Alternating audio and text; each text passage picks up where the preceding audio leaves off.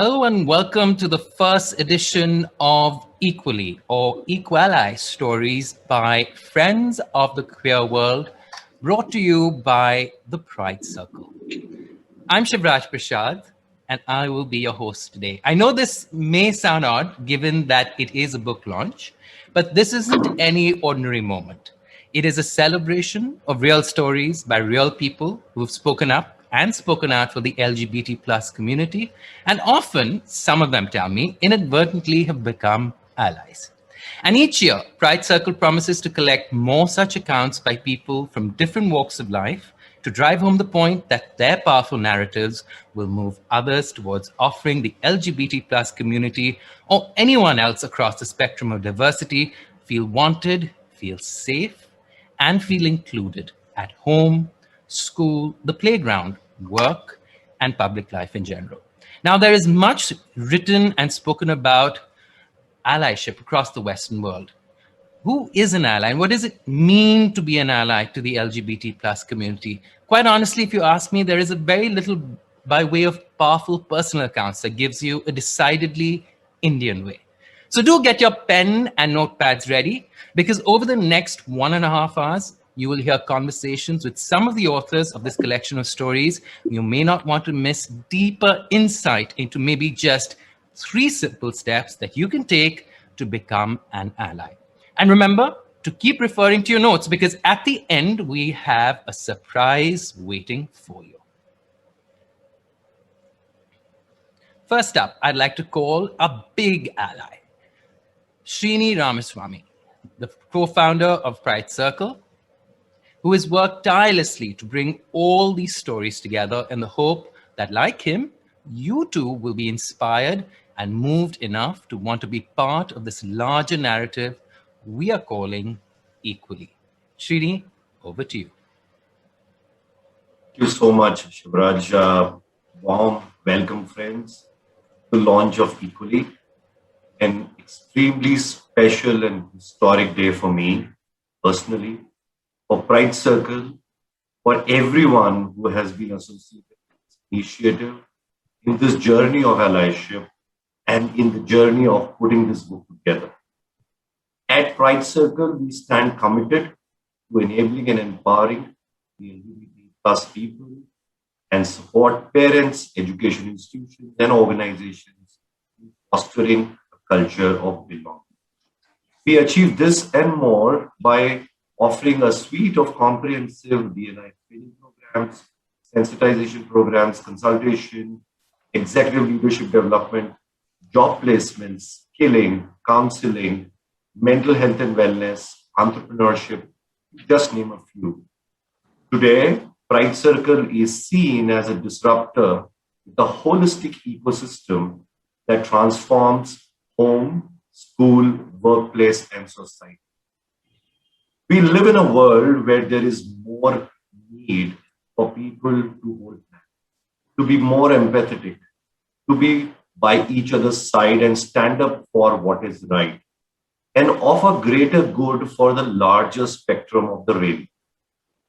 As I consistently reflect on my life so far, I've understood that I was fortunate to have met some wonderful people from the community during my school and college days, and later during my corporate life, Ram Sinha, who is of course my colleague and a co-founder of Pride Circle today. Of all of them, who played an integral part in making me realize the importance of allyship, the importance of being an ally and a friend to the community. Over the years, I've also understood that they too were allies to me, who not only let me in, but also created a safe space for me to learn and become a person that I am today. It is quite amazing to realize how an individual, when willingly decides, can change and turn a person into somebody who can make the environment and the space safe. Someone they can have a heart-to-heart conversation without a blink of a fear or judgment. They can talk about their pain, their joys, their triumphs, their tribulations, lived experiences as authentic they can be. only to stand up and reassure later that there shouldn't be an us and them at all, that there are just humans as you and me. Being an ally is not just a responsibility, it is a fantastic opportunity to be there for someone who feels left out or treated unequally. Well, that's how we chose the word equally for the name of the book, because the word equally has the word ally in it. And we are really lucky to have so many people who have come forth, contributed to the book, because we don't have a documented history to refer to and say, what would an individual do? Why is that somebody does what they do? And how can they make a big difference to the LGBT person, lives of the LGBT person? So this was our one way of documenting persons, so that we know what allyship is, what it can be, the diversity within the allyship, the circumstances under which someone becomes an ally, whether person is a parent, a teacher, a sibling, a corporate person, an activist, a singer, a film director, and more. And these stories and individuals can inspire more and more people to come out, because allies do come out and do what is right to make this society exactly what it should be: inclusive, secure, accepting, respectful for each one of us. So let me start by thanking all the 45 contributors to the book for taking time out and coming out to share their stories, their views, journeys. Let me tell you that none of them have acted and impacted the lives of the LGBT plus with an intent of publicity. The book is not about that. The book is really about accepting, embracing, loving, fostering empathy and care, and being human towards humans. That is the central core message of equALLY, of being an ally. I would also like to take an opportunity to extend my deepest gratitude to Kapish, Diwakar, and the entire team of Rupa Publications for making it a reality, for supporting us every step of the way and enabling us to etch the journey of LGBT plus allyship through this wonderful piece of literature. To Dilip, Bhavleen, Uma, and the entire FICCI team for their continued support, partnership in all our efforts. And of course, for graciously offering us their wonderful bike platform on which we are hosting this. The wonderful people at Pride Circle who have become a family for joining us and allowing us to live our true selves every single day. And I must call out 3 people from my team who worked again tirelessly. We all did. Namrata, Priyanka, and Swati for working tirelessly and leading this effort and taking it to fruition. Our families who played a vital role in anything, and they've been our pillars of strength. But last but not the least, our dear friend Sharif Rangnekar, for being a pillar of strength, for his unwavering support and advice, for connecting the dots, for sharing the laugh, for making this as a truly memorable journey. I want to close my note by asking all of you to pledge to be an ally who actively questions, rejects, and combats exclusionary ideologies. An ally who supports and advocates using the power and privilege to uplift others. An ally who challenges biases, discrimination. Let us strive to create a safe space and work towards fostering an inclusive world for all. Thank you, everyone.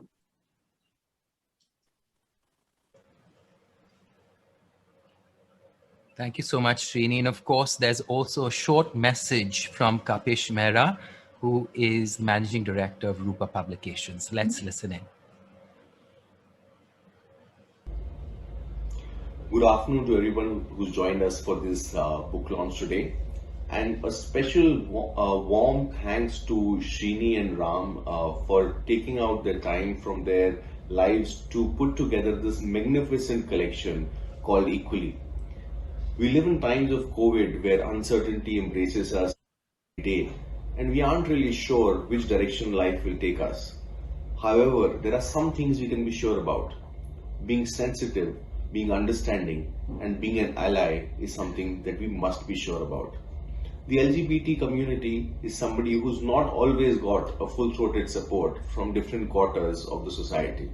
But for us as publishers, it is not only our duty but also our responsibility to make sure that such writing and such voices get a platform and a national perspective, especially because in these times of exclusion, inclusion is the mantra. With that, I wish the book and everyone associated with it the very best, and I hope it will be a great success and accepted and embraced by all. My very best wishes. Thank you, Rupa Publications, for giving the LGBT plus community a voice. Now, for many years, she has been at the forefront on the fight for equal rights for the LGBT plus community in India, from access to public health when it came to people living with HIV, to banging down the doors of the courts to challenge outdated laws, and more critically, offering young men and women safe spaces to really be who they want to be. Anjali Gopalan, the founder of 𝘂𝑚 Foundation, remains extremely dear to all of us. And the fact that she also runs an animal shelter called All Creatures Great and Small for distraught animals adds another level of deep connection and regard, at least for me. So please put your hands together for our keynote speaker of the day, Anjali Gopalan, founder of the 𝘂𝑚 Foundation. Anjali. Thank you so much, Shiv. And I'm so happy to be here because I finally, and I must share this story with you, but I finally have found a word to describe my relationship with the community. But I'm so proud that Srini and Ram did what they did, because there is a whole spectrum that we need of issues that we need to start thinking about, and also a whole spectrum of thoughts that we need to find the language to express. And the reason I said that I was so happy that I found the word ally, because, you know, when we started our work, I'm talking about the early 80s, and someone like me really did not fit any category, right? And so then I had people would ask me, and I'd say, look, I'm doing what I'm doing because I feel from deep within that is the right thing to do. And so it's so wonderful. And I think somewhere I did say that I don't see I didn't see myself as an ally. I just did what I thought was the right thing to do. So I remember when we first started work, and I come completely from the prism of HIV work. So I remember when this was in the US, but when we started work, started losing so many friends, and trying to figure out what this epidemic is going to do to the community and the world at large. And I remember, you know, the kind of stories we would hear, the kind of responses we got. For example, I would have a lot of South Asian gay men tell me that, look, why are you bothered about this? This is older gay white man's disease. It has nothing to do with us. We are safe. You know, that's where we started out from. And I think the one thing that HIV made me do, it made me realize that if we don't value ourselves, we're not going to protect ourselves. And that became really clear when I came back and set up 𝘂𝑚. And I realized that without a strong community, building of a strong community base and a space, we are not going to be able to deal with this epidemic. And yes, I completely came from the lens of this epidemic, right? And one of the things I realized, because what is scary, this is still happening, is what really pushed us over the edge to take a stand. Of course, usual 377 stuff that was happening with the cops and all of it. But the fact that young men were getting electric shocks for conversion, and parents were taking them to major hospitals in Delhi to do that. And what is scary is right now I've taken 3 doctors to the Medical Council of India because they're advertising conversion therapy in Delhi. So even though things have changed, somewhere things have not changed either. So the journey has begun, and yes, 377 has been decriminalized, and we're still trying to educate people. Decriminalization doesn't mean you have your rights. We are still in that situation where people from the LGBTQI community, except maybe to some extent the trans is a bit different, thanks to the recent judgments, but they don't have their rights. So it's now that our battle has actually begun, and how do we come together to see what steps should be taken forward? And the reason I say come together, which is why this whole idea of the ally becomes very important, because I think without larger coalitions coming together, we may not be able to make great strides. And when I say larger coalitions, I'm saying people from the community, I'm talking about allies, I'm talking about people from other movements, like the Dalit movements, like the land rights movements, like the animal rights movements. We all need to come together because the underlying issues are very similar. I'm really, I think we are at crossroads. I think if we don't come together now, it's going to be a very difficult battle. It really is.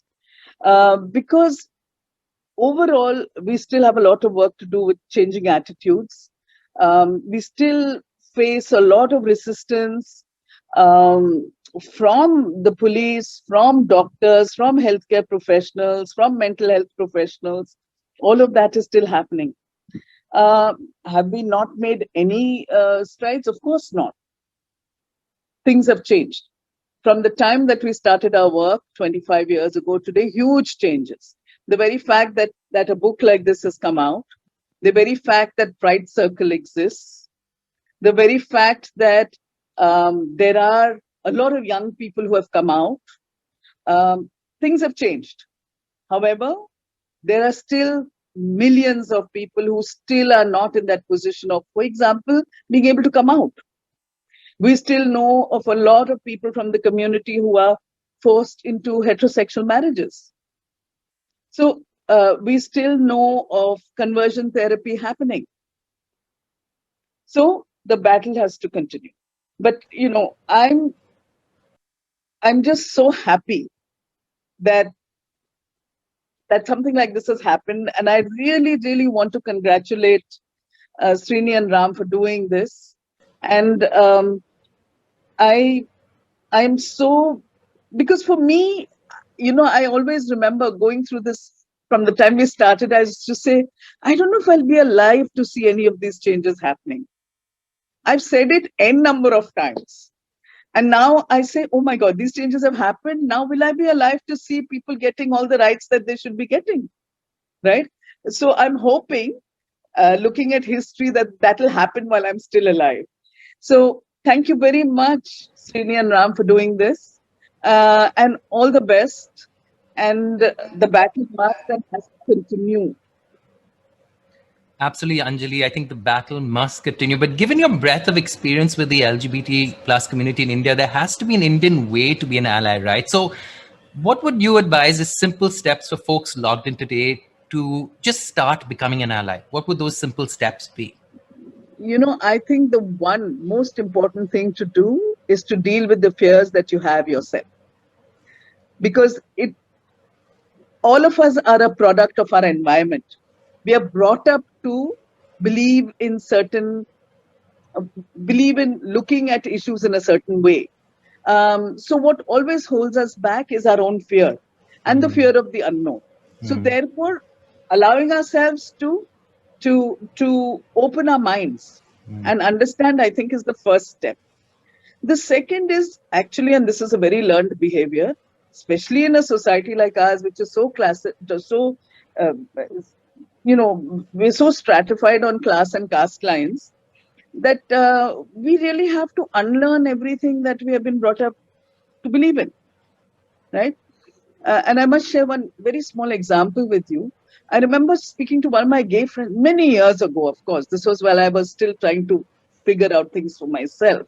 And I told him, I said, Steve, what does it mean to actually, I can't imagine how it would be to sleep with another man. This was very early on, okay? So then he looked at me and he said, Anjali, what about you? Would you be able to sleep with a woman? And my response at that time was, no. So he says, I feel the same. So, it's people like this who start opening your mind and making you understand what is possible. So I think these are a couple of things. It's about allowing your mind. It's all here. It's and therefore, how do we work towards bringing about that change from within? It's never the external. It's always here. Thank you so much, Anjali. So deal with your own fears and deal with your own biases, I think, is the lesson there. Thank you so much for that really inspiring keynote. Put your hands together for Mr. Chinoy. Good afternoon, and it's a pleasure to be here with all the flag bearers and leaders of the inclusion movement, and also for all the people who have contributed to this great book, equally. I congratulate Pride Circle for coming up with this. It's an interesting and a very amazing read.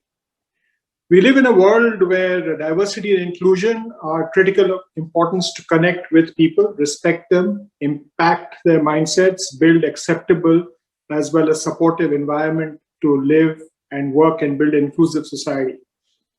If inclusion is to be accomplished in the true sense, LGBTQ plus inclusions are important both from a humanitarian point of view and a business point of view and business sense. It has a visible impact on multiple areas of business, right from brand image to talent acquisition, to retention, to financial performance, to customer orientation, also on corporate governance, as well as the safety of the community of the workplace. It is noticed that several organizations fear the reputation and revenue setback when they bear, and they think they will bear if they take a stand on their belief on the system concerning the LGBTQ plus community. It's been proven to be a myth, really. 𝘊𝑖𝑐𝑖 had partnered with BCG in 2019 and released a report which actually was titled "Why Fast-Growing Companies from Emerging Markets Are Embracing LGBTQ plus Inclusion." The report analyzed the revenue growth, earnings before interest and tax, and international revenue. And the key findings show that a large number of companies headquartered in emerging markets incur no economic penalty for being LGBTQ plus inclusive, and they're more likely actually to grow faster on the world stage. So the analysis found a direct relationship between a company's support for inclusion and its ability to more effectively connect with global markets and supply chains. It also highlighted a number of the high potential emerging market companies that explicitly protect LGBTQ plus employees against discrimination. Many of them are based in India. Also, interestingly, family-run companies are 1.8 times more likely to support LGBTQ inclusion as compared to the non-family-run companies. This is actually quite inspiring. As companies strive to establish a strong global foothold, recruiting employees based on merit irrespective of their gender, and creating a safe working community where they feel valued and involved will pave the way for the global brand. As per the World Bank data, about 6.6 to 3.8% of the workforce in India is from the LGBTQ community. This is neither real-time data nor an appropriate census. We use these numbers to chart a programmatic roadmap. A pilot World Bank study also reflects that discrimination against LGBT community in India could be costing the country's economy up to $32 billion a year in lost economic output. In fact, about 92%, and they've used the word transgenders, are highly deprived of the right to participate in any economic activity, with even qualified ones refused jobs. This was a 2018 study by the NHRC. With 9 years remaining to meet the SDGs, the clock is ticking. We have come through a report, Business Primer, actually issued by Open for Business, which highlights that 20 SDG targets that are highly relevant to company actions to enhance LGBTQ plus inclusion while contributing to the realization of Agenda 2030. It covers poverty, health, education, gender equality, decent work, inequality, and more. Advanced participation of vulnerable sections in mainstream can certainly act as an important catalyst for bridging the related gaps. There are a need for next steps. We need to implement a few actions within organization. First, of course, which I mentioned earlier, is remove any misconception that your support of the community would lead to a negative impact. There is enough evidence and success stories out there to prove that it is not so. But build a supportive company policies and processes. Incorporate LGBTQ plus inclusion into the recruitment and talent initiatives. Launch and support strong internal employee resource groups. Fourth, develop an inclusive cultural mindset with training and senior leader engagement. Fifth, supporting LGBTQ plus inclusion. Sixth, promoting learning programs to help effectively learn retention. And there's a lot that is required here. Empathic communication at all levels is also important to create awareness about rights and inclusion. This will ensure a non-discriminatory approach towards accepting the LGBTQ plus as their true selves.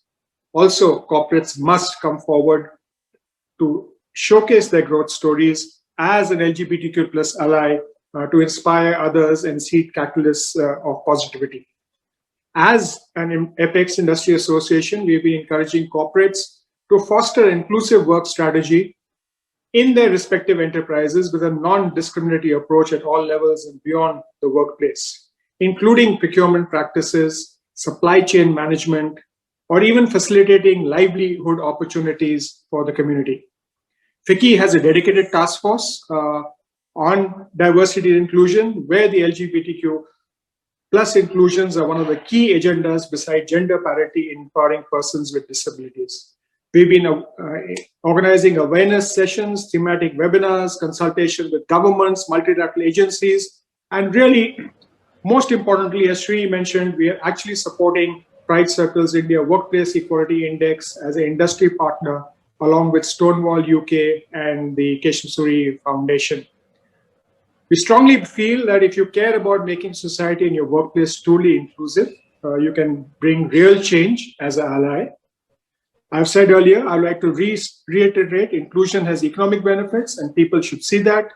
By including members of the LGBTQ plus community in society, by giving them respect, we stand to enhance productivity, reduce mental health issues, and see a higher contribution to the GDP. Let's all work together across all spheres of society to include, skill, upskill, counsel aspirational members of the community so that they're not deprived of any economic opportunity. As India Inc. gets to be more inclusive for the community, 𝘱𝑖𝑐𝑦 stands committed to spearheading the focused endeavors in this area. Once again, would like to thank each one of the contributors in the book, and congratulations once again for this resourceful book enriched with stories by friends of the queer world. Thank you very much for having me here. Thank you, Mr. Chinoy, and thank you for those very, very focused tips on what corporate India must and can do. Now it's time to really call on Srini again, because we're here to launch the book. Srini, it's over to you for the formal unveiling of the book for those who haven't had the opportunity to look at the cover and the artwork. Srini? Thanks. Thank you so much, Shivraj. But before I jump into the unveiling, I would like to thank Anjali, Dilip, Rupa for joining us today and for such powerful and keynote. So with that, I would like you all to look at your screens, and we will be unveiling the book cover now.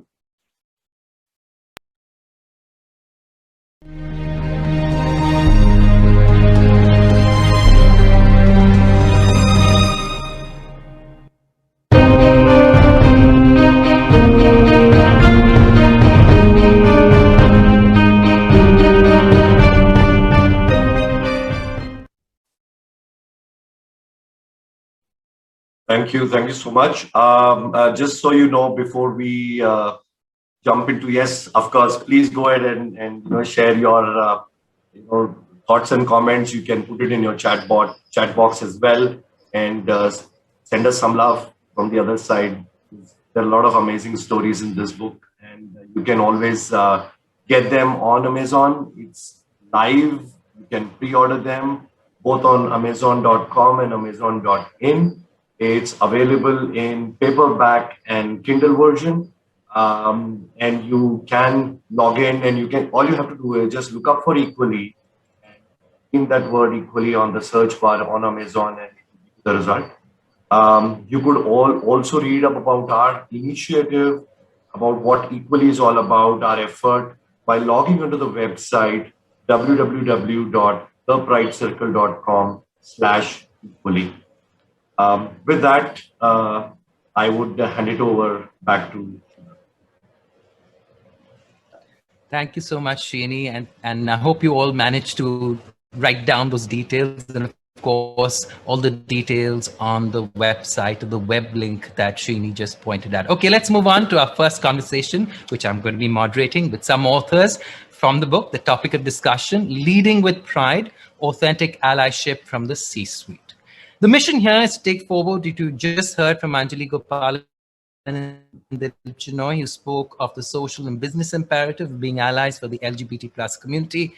After all, we spend most of our adult lives at the workplace. So how do we ensure that this conversation is really participative? We're going to look at a few key areas, and I will keep stopping and soliciting some questions, and hopefully you can chat them in. I will pose them to the speakers. And how do we ensure that we make the most of it? I've just broken it down into really three key areas. One is, how do we ensure that when we come to the professional space, there is a permissible, open, and socially accepting one? What simple steps, finally, from the speaker's perspective, can we take to speak up and speak out? Right? So without much ado, let me briefly introduce our wonderful panel. First up, Pankajam Sridevi, Managing Director, India at Commonwealth Bank of Australia. Pankajam is passionate about diversity in the workplace and keen to get equal representation for women, persons with disabilities, and LGBT plus persons in the workplace. And by her own admission, leads that mission at home as well. Next up, Kumar Narayanan, VP Technology and Managing Director, VMware India. He started his career in the auto industry in the USA, developing software solutions, and his story with allyship began pretty much there. 𝘪𝘯𝘂𝘓, Director, Asia Pacific, Google Cloud, Google. Taru is an exec sponsor for the Pride at Google, that's the employee resource group, and also a key advocate for women leaders, and tells me that as a mother to her son, continues to have those very critical conversations even at home. Now we have this fabulous lineup, so do remember I will stop and solicit questions, and hopefully we'll get our panelists to cover everything that they've written about in their book. First up, Ram, let me start with you. What was your first brush with the LGBT plus community, and how did you really navigate that? Thank you, Shiv, and thank you, Srini and the Pride Circle team for having me here and inviting me, more importantly, to be an author of the book. Congratulations on the launch. Shiv, I think, my first exposure was in the 80s, the mid 80s in the US. I was a student. I had gone there for my master's. And I happened to be in a class which had people from different functions. It was an interesting class because it had people from different diverse departments in the organization. I was in engineering, but there were people from art and design and other functions as well. And the class itself, we had people of a fairly diverse class, because people were there from not only from the various geos, but they were also from various backgrounds.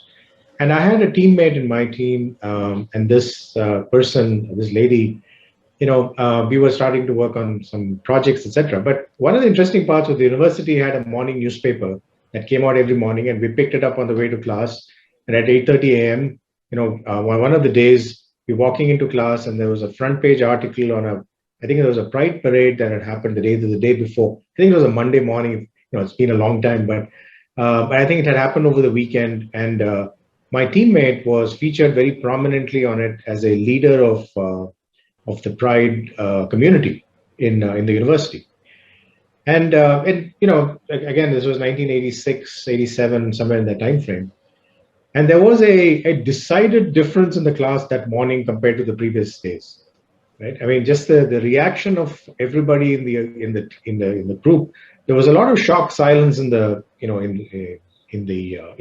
classroom, and of course, this lady was sitting right next to me, and we were part of the same working group. And then, I started noticing a few things, right? People who used to be talking to her just stopped talking, and there was a visceral reaction to what they were observing. And some of them truly didn't know how to react, right? I mean, even for me, it was a first exposure. But I mean, the person was right next to me, and we used to talk, right, as we would go into class. And frankly, nothing changed for me. In fact, to be honest, I was still trying to understand what the big issue was. I mean, my exposure was also limited. So, for me, it was, even understanding what was the dynamics of what was happening. And that indeed was the first exposure for me to how a person could be perceived in a moment's notice by an exposure of something that person believed in rather than who they were. And so to me, I think that was the beginning of the journey of trying to understand the shift. Thank you very much, Ram. And Pankaj, I'm coming to you. Often when you encounter difference, that is, when you're forced to confront your bias, how did you overcome yours to become a leading ally voice? So, I could relate so much to what Anjali said in her keynote, that you have to first get rid of your fears. And I think that's exactly what happened to me. I had a lot of bias. In my mind, there was only two genders. One is female and the other one is male. And I grew up in a very, very conservative family. So there was no opportunity for me to think beyond that horizon. And I continued to work in that mode, even when I was leading a very large team for the organization that I worked earlier. But then what happened was, a friend of mine, he really changed my mind and made me think differently when he invited me for dinner. I've written this in this book, in the book as my story, where he was showing the pictures of his family. He showed his father-in-law, he showed his mother-in-law, nothing happened to me till then. And then he showed his partner, which happened to be a man. And I almost fell off my chair, and the normal judgment that you have just rushed into my mind. But then, he was closely looking at me, and I knew how to hide my feeling and show respect. So I continued to show respect. But when he told me that he doesn't want to lose his friendship with me, and at the same time, he does not want to hide his sexuality from me, I think it was like a bolt or a lightning onto me. And it made me think a lot that evening. And then I started extending that, thinking that I'm leading such a big team. There could be so many people who are closeted and who are not opening up to me just because they think that I'm biased. And I was biased. So nothing wrong in thinking that way. I think it is that friend. And then he was the person who changed my mind. And then I started looking for a lot of material and a lot of information, on this area, to try and understand how to support LGBT persons in my organization. Then I read the story of Harish Iyer and then its history, because I thought that I must talk about being supportive of people and their sexuality. It doesn't matter to me. What matters is that they bring their whole self to work. And then I told my HR manager, and they got in touch with Srini and Ram. I still remember sometime in 2017, I think, sitting and talking with Ram on how to really call myself as an ally and how to stand up in front of a group of people and talk to them and tell them that I'm an ally. I remember it was one of the most, I do a lot of conversations with my team. I like that, but this was really, really very, very different because I was emotionally charged when I spoke to them. Wow. And the story started there. I showed that I'm an ally. I called for a meeting. I was pleasantly surprised when Ram said that you will have many people talking to you in that meeting. And that exactly happened.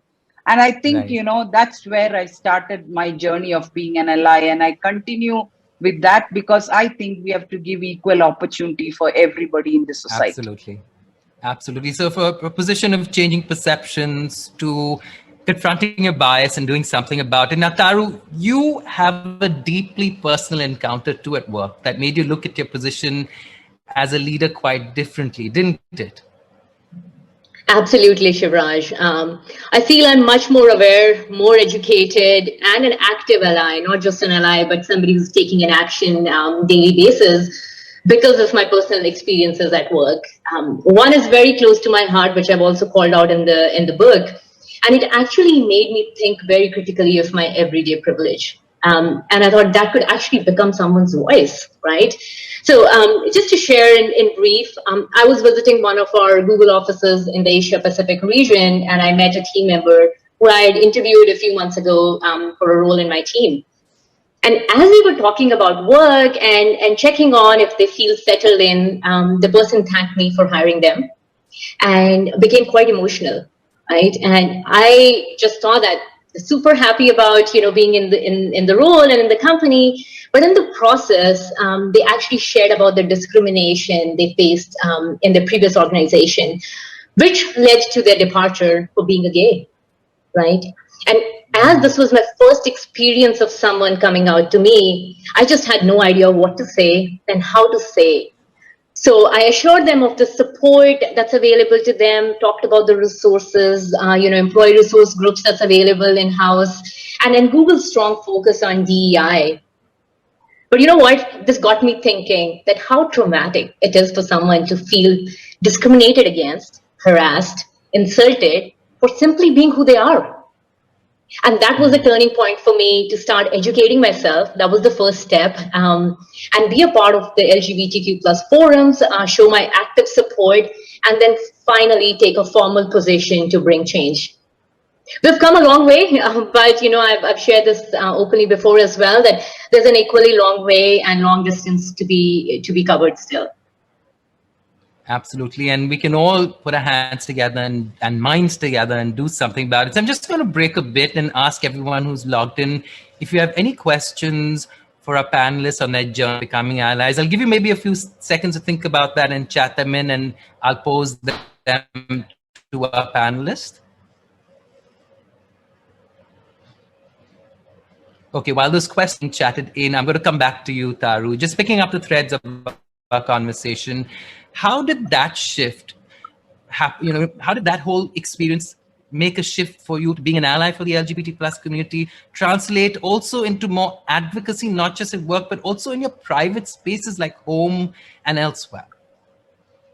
Yeah, I would say that for me, the advocacy in personal life, Shivraj, paved the way to being an ally at work.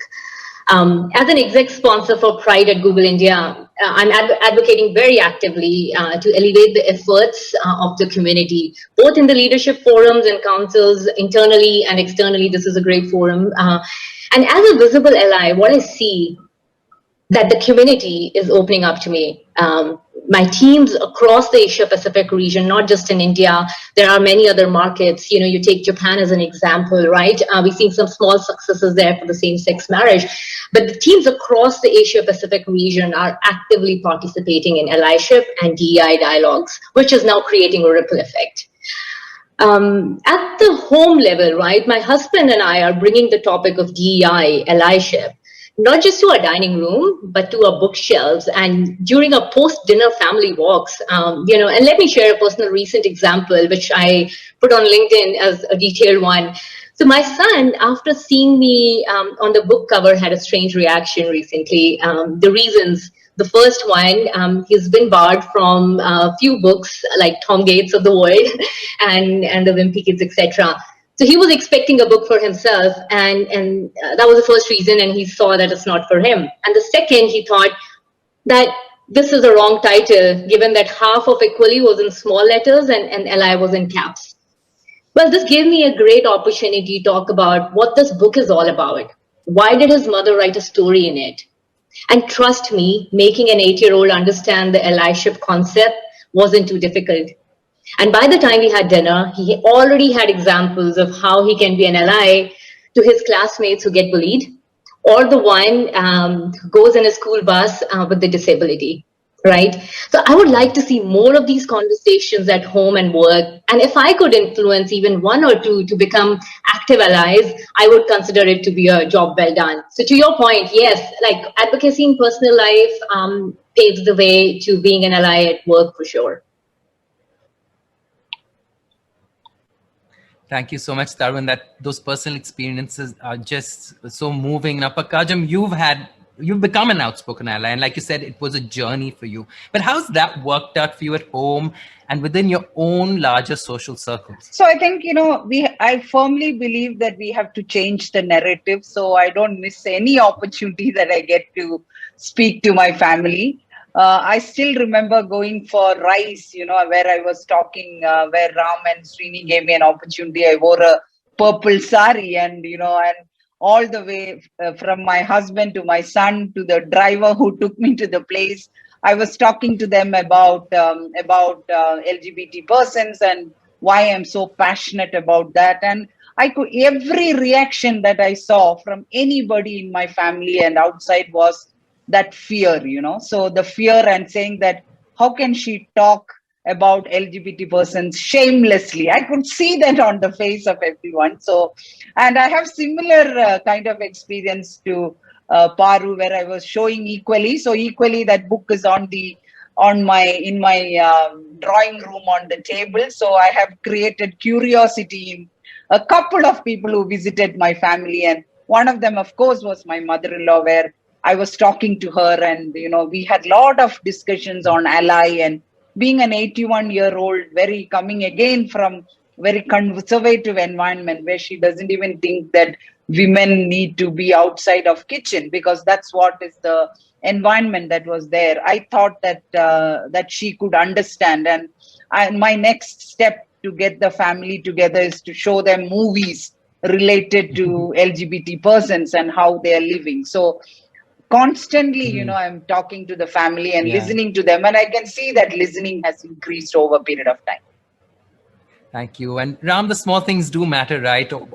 Explaining at home, watching movies. But what has been your experience of setting the tone and template for more inclusion at the workplace? Thank you, Chef. No, I think I'm really impressed by the stories Taru and Pankajam had shared. I think from our perspective, I'm proud to work for a company that considers diversity, equality, and inclusion as a core part of our value system. And but I'll just cite one example of something that we've been doing in the India side for us is we have had homegrown actors who have used theater as a medium to actually communicate, what we do, how to have difficult conversations and communicate with a broad audience to actually bring them together with a common shared purpose and understanding. And I think that's worked really well for us to use theater as a medium, showcase scenarios as in the form of theater. And we're also looking at how do you bring that to local language so we can actually take it to a broader audience, not just internally, but externally as well. We use that as a medium in one of our external forums. We actually used it in a company forum to have the theater group, our VM Inclusion Theater group, come in and actually present that to a much broader audience. And it was really well received because it was unique. Typically in large events, you would have panel discussions and keynote speakers. We actually use theater as the medium to do that. So I think that's just one example of where we are trying to use alternate mechanisms and channels to communicate to a broad set of audience with, with sharper focus. That's fabulous, bringing out a certain sense of interaction and empathy as well. So this was a question that's come in, chatted in from Anupriya Mota. And what she's asked is, in your role as executive sponsor for Pride at Google, what has been your biggest learning working with LGBT plus persons in the workplace? I think one of the key learnings is because I don't belong to the community, I just can't be in their shoes, right? So what can I do to be in the shoes, if not, in the literal sense, but understand the challenges? That is the self-education part, right? So how can I just continue to educate myself? One of the learnings is that we tend to focus or push the onus on the community members to educate us, when we should not be looking at that, putting the burden on the community members. So self-education is definitely one of the key things. And The second big learning is the everyday privileges that we all have, right? How can we put them to use in a way that offers support and comes out as an active allyship? So these are two key ones, and they're definitely programs that we are running to where I've said like people are coming out to me and we're taking challenges one by one, but creating a sense of inclusion across the communities through a variety of programs. Thank you, Tara. Now, as we come to the close of our conversation, I just want to do a quick rapid fire round with my co-panelists, and just a quick round with all three of you. You've all had personal experiences that have transformed you, but for people who've never really had any personal experience with the community, what are the three simple steps for them to take? What are the three simple steps they must take to be an ally at the workplace, especially? I can take that first. I think, Shivraj, there are many things that we can do and people can do, but three crisp ones that come to my mind, which have helped me as well. One is just the self-education, as I mentioned. That's really, really important for everybody to just understand and educate ourselves on the challenges, educate ourselves on, just the expectations, etc. The second one is taking action, as simple as just taking an action, right? There could be, you may be in a hallway, somebody's having conversation, that could be a derogatory comment, there could be something that's unacceptable behavior, call it out. Right? So be an upstander as against a bystander there. And the third one, if you feel that the world is too big to bring in a change start small, right? Start with your neighborhood, start with your society, start with your, just the employees that you work with, your peers and your, your company, right? So these three from my end. Thank you. Pankajam and Ram? Yeah, so I think the first one is to create awareness not only for yourself but also in the organization. There is a lot of discrimination, therefore we have to sensitize the organization and continuously sensitize the organization. But the leader must start up and speak. The leader must have that I'm an ally in the office. The leader must have it on the door. It must be very conspicuous in every meeting. So that's one thing. I think the second thing is hire persons with disability, LGBTI persons. We must replicate our community inside the organization. So just hire. And when I say hire, we have to give a level playing field from the time they apply into an organization till they are hired. We have to give a level playing field, hire them. The third one is when we set policies for persons with disability or LGBTI persons, let's discuss with them. I've always learned a lot by discussing with LGBTI persons as to what is it that they need in the organization. If we prescribe, I think it won't work. It will be a lot of biases and it will not work. So these are the three simple tips that I have. I think from my perspective, it starts with the individual, right? Ourselves. How aware are we in how we react to various situations and people? And be very thoughtful about how you speak, how you come across to others, and how so being a lot more self-awareness and good listening skills is primary, right? Second is create an environment around you that is, be safe for people to come up to you and have conversations and not be judgmental when you have this conversation, right? I go back to the listening skills. So create a safe environment around you where a wide variety of people, whoever they are able to come to you and have a conversation without any hesitation. And the third part is, like Pankajam was saying, is the broader organization. How do you bring that kind of awareness to the broader organization, not just to a small group of people, but in a wide cross section, and then be able to provide for like you were saying, Shiv, in terms of if people have not had exposure to a certain kind of community, for example, because certain kinds of people, can we create an environment that actually keeps it open for many different kinds of people and diverse people to come together?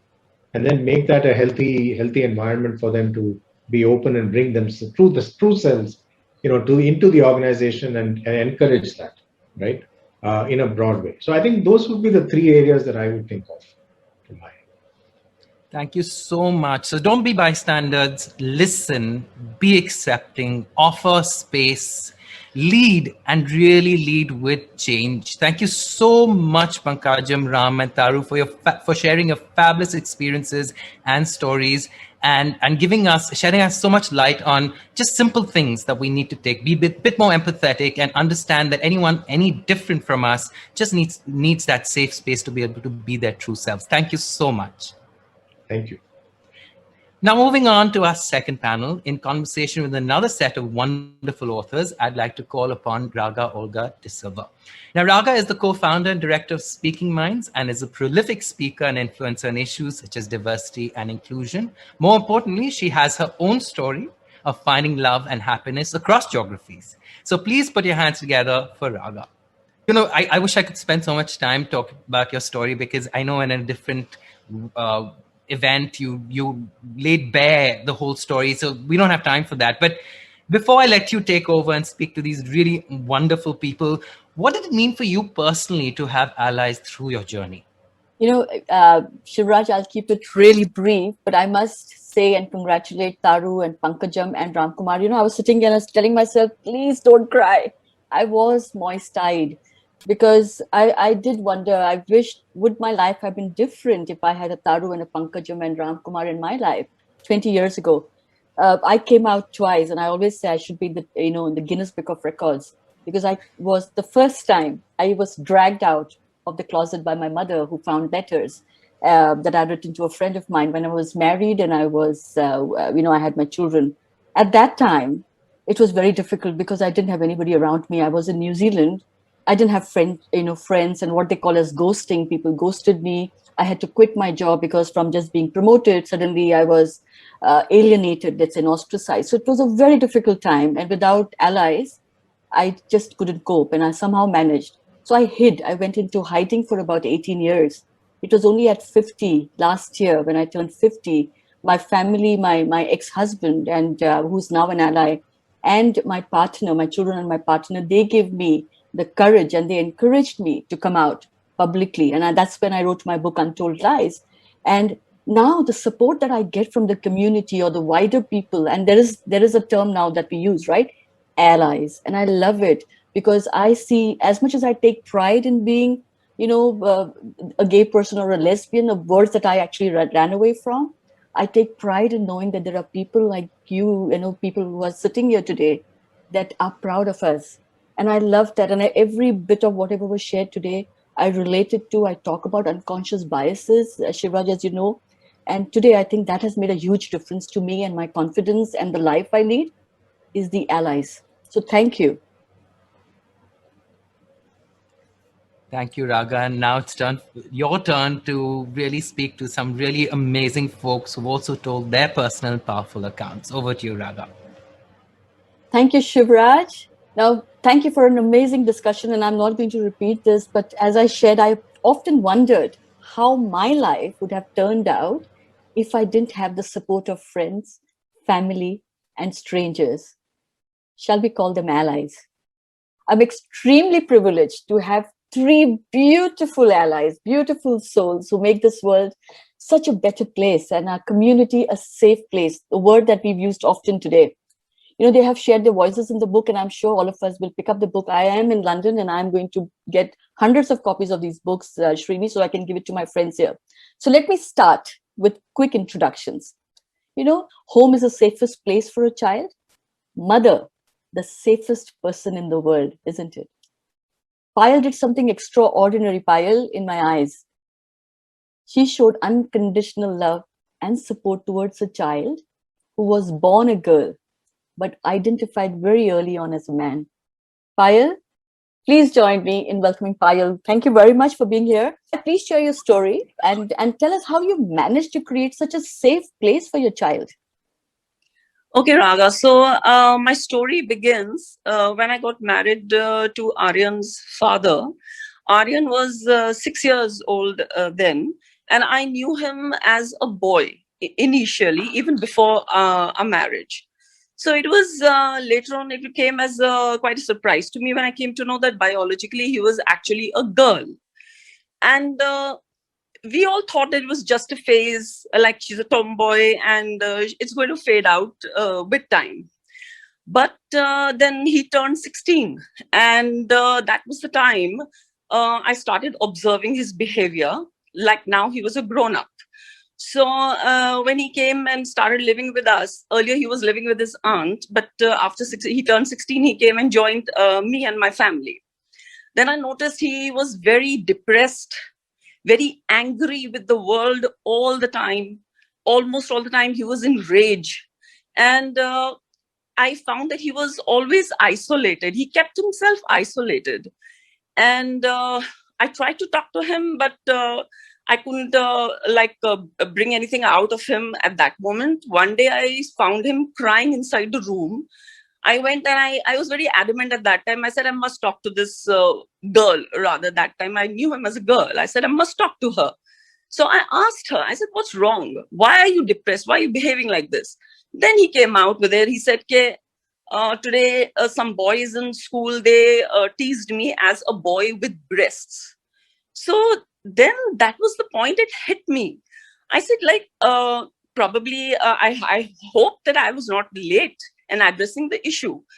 Then we had a very long talk and he came out with what he was feeling. That time I was not very much, I did not know much about transgenders, trans community. But then I told him, I said, okay, fine, this is a very big problem, but not that big that we cannot solve it. Let's sit down and let's see what we can do about it. So we researched and I talked to people. I spoke to my husband. And then from here, Aryan's journey began. How wonderful. And so you created such a safe place for your child. And, I go back to my own coming out to my mother, and I felt so unsafe. So for me, this story really stood out, Payal, and I really have so much admiration and respect for you and to all the parents who are able to provide this for their children. So coming on to the next speaker, we have, our young generation is our role model now. I mean, at least for me, my children are 23, they are my role model. So today we, typically we come out first to our friends, to our, closed ones, right, from our ecosystem. So how did you know, little Mishka, who's only 14, that you could be an ally to the community? How did that happen? Okay, so firstly, I would like to, I'm actually honored to be here today, be a part of this book launch and be one of the authors, along with amazing other leaders in the book. So thank you, and here I'm going to start now. So I became an ally when I was in 5th grade at the age of 10. And to be honest, I never really knew much about the community then. I knew what the LGBT community were and the people and a few different genders per se, but I didn't have a broad perspective and a view about the community. So the first time I actually was exposed, like I interacted with a trans woman, that was the first time I interacted with anybody from the community. So I think after interacting with her, I was more and more curious about the community. Like, what are the different genders?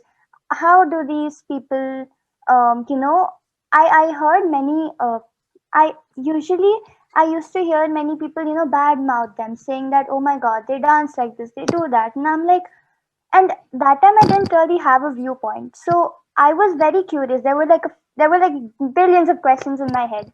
So I went and did some research about the community.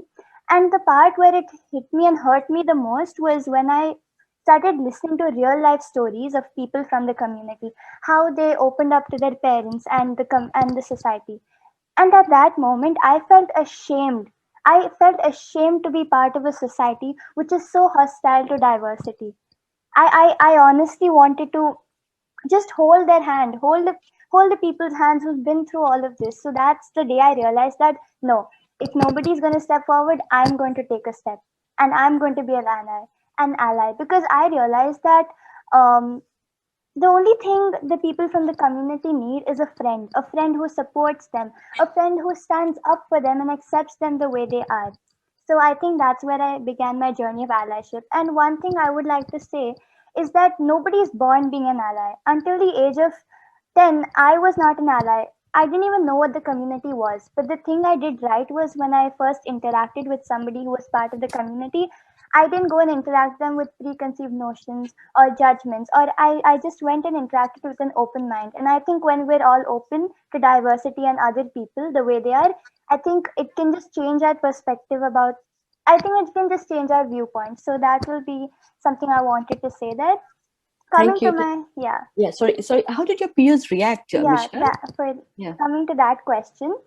So the school and the environment that I have been brought up in, it's like they nurtured us since we were young about, being accepting towards others and just reacting with change. So I think the way I was brought up and the way my classmates, the people I know who were brought up, we were brought up in an environment where our elders have always told us to be accepting, and yeah, so I think all of us are allies, and I don't think there's one classmate who has ever bullied somebody who is part of the community. So I'm really proud of everyone that I know.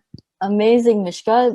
Kudos to your parents and to your school and your teachers and the people that you are hang out with. It's amazing to hear this, and I have so much hope for the new generation here. Now, coming to 𝘰𝘰𝘭𝘬 Saxena, our schools and our educational institutions play a significant role in our development. Outside of our family, it is our schools that create a major impact, right? Our teachers have a huge responsibility towards shaping our minds, as we all know, and Mishka is an example. So here is one person, 𝘰𝘰𝘭𝘬. You came into education just about a year and a half back, right? And you've already left a mark. You're one of our strongest allies. So 𝘰𝘰𝘭𝘬, it's really been, I've been thinking so much about it. So do you believe that schools and teachers in particular play a role in creating a safe and inclusive space? And how do we ensure that we create a space for everyone, and especially particular to those people like we keep talking about, we're different. So how do you create a space for us? So it's a very beautiful question, especially because we all know that childhood space or, school as such is the foundation years of a child. So basically you are seeding in thoughts, you are seeding in mindsets at that young age. So it's definitely very important, very crucial for educators and as school as a whole to develop a culture of inclusiveness. Just like you see Mishka today, how beautifully she expressed how her school, created that space where everybody accepted each other. So I believe that when you talk about school, it shouldn't be only the onus of the teacher to take it forward with their children in the classroom, but the management as well, the support staff that exists in the school, because everybody, every day, every moment is dealing with kids. The way you welcome children into your classroom, the way you talk to them, the freedom that you give them to express themselves. So everything plays a different role, plays a vital role.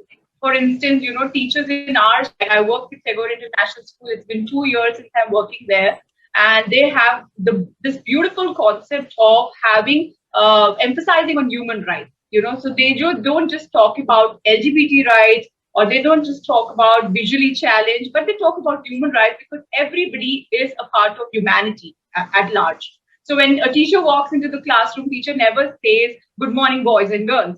So the teacher just says, "Good morning, children." So that itself sends across a beautiful message of equality. My daughter is 5 years old. So imagine a classroom, nursery, KG, or first standard, when the teacher is expressing, talking to children. The children look up to the teacher as role model, as caregiver. So it's extremely important that teachers and school as a whole talk about it openly, have open discussions around the LGBT community. For instance, why don't you have discussions on drag artists, for instance, so that this opens up, a lot amongst the younger group. They have discussions. Why don't you have a celebration on, say, Ally Week? Like we're all talking about Ally. Why don't you have an anti-discrimination week just to emphasize on the importance of embracing each other? So there's a lot that they can do. So we have this beautiful concept of breaking barriers, which sends a crowd loud and clear message on equality. And we go about schools and colleges talking about the importance of respecting everybody. Right from, I don't like to call it LGBT community, because the moment you say community, it draws a line, between straight people, heterosexual, as they say, and the LGBT, which is very, very bad. So I, as a person, definitely believe that freedom needs to grow in schools, and freedom definitely means where there is no fear. And let's incorporate that from school, from younger years itself. So society, school, parents, everybody needs to work in tandem in order to create an inclusive space. Thank you, Vedika. Wonderfully answered, because I think it is so important. One of the things you touched upon is the language we use. You know, the language we use is so important. And I think you brought in very pertinent parts of aspects of what is important as a society. What I see is that we're building a society which is inclusive, and all of us are playing our own individual roles in it. Now, because in the interest of time, I'm just going to keep it very brief. I just want each one of you, I'll start with you, Payal, to tell me that, did you face any challenges as an ally? Raga, let me be very frank and tell you that I don't think there were any big challenges or any kind of a stigma that I faced, probably because I live in a metropolitan city. And the circle that I move in, people, my friends and other people, they're quite broad-minded, and whoever came to know accepted it very readily. There were very minor, very small issues that I may have faced in family from people who really matter to me, people involved in my life. Those people, I just sat them down, educated them, shared everything with them, and it was all fine. But people who are not a part of my life, who I have nothing to do with, I just listen to one ear and let it go out through the other, because they are not paying my bills. They have nothing to do with me. So it's like each to his own. If they have their opinions, good, well and good. And I have my own. So that's how I face. So you accepted it. So once you accept it, whether the world accepts or not, it doesn't matter, because you've accepted it. Doesn't matter. It. As long as me and my family and my children, that's my focus. That's my first priority. Beyond that, I don't think I would rather bother about anybody else. And Mishka, what about you? Like I said before, the environment that I've grown up in, it's really accepting. So thankfully, till now, I have not faced any problems being an ally. And like, I think the reason that is that, you know, I am driven to be an ally is also because the acceptance I'm getting from the community. Like, we're accepting the community, but then the way the people from the community, you know, encourage us to do more and more for them really keeps me driving, like keeps me driven towards being an ally. But there are a few moments where, again, like in my family only, where sometimes they don't really understand a part of, you know, what I'm trying to say when I communicate what's the difference between sex and gender. Like, if you're born biologically with you know, biological parts of a girl or a boy, it doesn't mean that the way you want to express yourself or your gender is the same. So yeah, sometimes I do battle with a few of those things, but I just think that sitting with, like the previous Payal auntie said, I guess, yeah, when, like how she said, just talking it out with them really makes the difference. So I think that's what I do. We need more Mishkas. And Vedika, what about you? Yes, I definitely face a couple of challenges as an educator, because it was my duty to reach out to other schools and colleges in order to convince them to hold gender sensitization workshops for the benefit of the students. So I took a lot of convincing for me. Like, people used to ask me, for instance, the management level, as to why are you pressing upon the, you know, taking up this kind of a session? Why do you think children need this? So I say that, you know, it's very difficult to explain, because management sometimes fear questions from the parent body. That could be there. But the second question is, you know, there are a couple of them who ask, oh, there are so many other things to, you know, fight for example, women's rights. You know, there are so many domestic violence. There's so many other issues that bother women. Instead of taking up issues like those, you are wanting to talk about the LGBT community. The question people would ask me, which is very stupid, is, okay, are you from the community itself? Why are you so proactively engaged with the community? So my question is, it's time to turn the table, you know. People always try and open up. Especially the homosexuals, for example, have to come out. They have to come out with their stories. A straight person never needs to come out, say that, yes, I'm a straight person or I'm a heterosexual. So it's exactly the same. So I want mindsets to grow where you're raising empathetic human beings from childhood itself. Like, tell your children that it's not just about male or female. And like I've heard so many beautiful stories, I have understood that the raising matters a lot. Not that we were raised differently, not that we were raised wrong, but there's lack of information. So let's provide that information today. Thank you. So thank you very much. You've covered everything. You've covered so much, all three of you. I was going to end my session with asking you for key messages, but you have already answered and I was already shared so many wonderful messages. And so I thank you so much. I thank you, Pride Circle, and anyone who has any questions for our panelists, please let me know. Be happy to take them if we have the time. And don't forget to grab a copy of the book. And I'm waiting for my copy. And thank you very much. And to me, you are all my real friends. So thank you for being allies to us.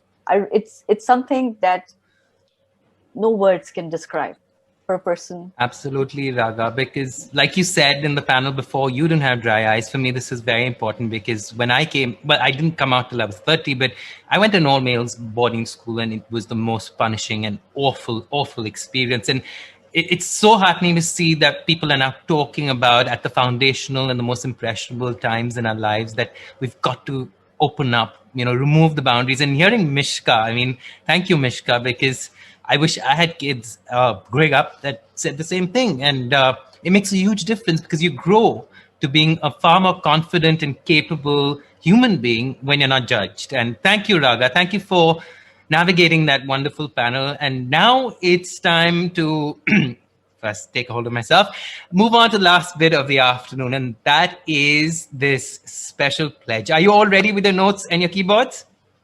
Okay, so here's what I'm going to ask you all to do. You have to type in your pledge. What is that one simple step you will take to be an ally for the LGBT plus community once you leave here? Now, listen carefully. In order for us to be able to capture all your pledges, you need to quickly head to, wait for it, www.thepridecircle.com/equally and put in your pledge. It could be a phrase, it could be a collection of words. Just quickly type that in, and hopefully when you've done, we will see that word cloud. If you could just scroll down on that page, that word cloud will reflect your word. What does it mean? What does it signify for you to be an ally? And what is the one thing you're going to take away and take from both this event and from the book, which you would hopefully buy? And what is that stands out for you? Wow, we've got a whole lot of words out there.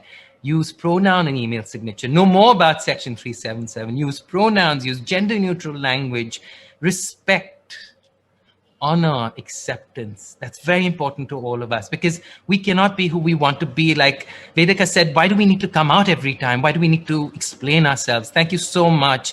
And thank you everyone for logging in and watching this event and hearing those wonderful stories.